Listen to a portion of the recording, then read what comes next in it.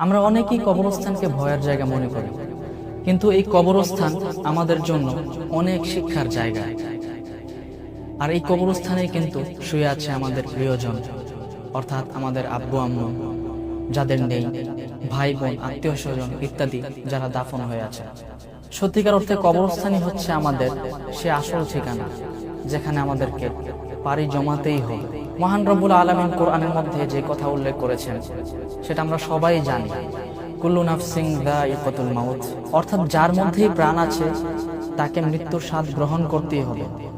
এটা থেকে বেঁচে থাকার কোনো প্রশ্নই আসে না, কোনো সুযোগ নেই। রাসূল সাল্লাল্লাহু আলাইহি ওয়াসাল্লামও কিন্তু বলেছেন যে তোমরা বেশি বেশি কবর জিয়ারত করো, কেননা এই কবর জিয়ারত করার মাধ্যমে তোমাকে আখিরাতের কথা স্মরণ করিয়ে দিবে।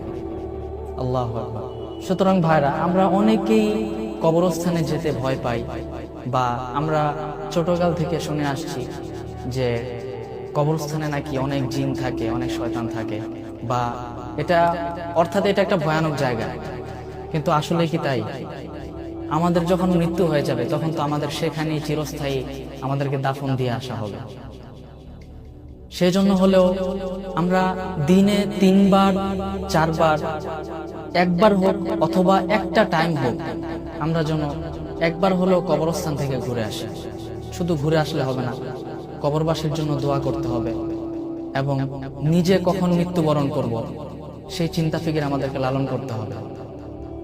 আর সেজন্য হলেও আমাদেরকে এই দুনিয়ার মধ্যে আল্লাহ তাআলাকে স্মরণ করতে হবে, আর ভালো ভালো কাজ করে যেতে হবে, যেন মৃত্যুর পর আল্লাহ তাআলার কাছে অন্তত কিছু হলেও প্রশ্নের জবাব দিতে পারি। আল্লাহ তাআলা আমাদেরকে বেশি বেশি কবরস্থানে যাওয়ার এবং নিজের মৃত্যুর কথা স্মরণ করে যেন ইবাদতে মগ্ন হতে পারি, সেই তৌফিক দান করুন।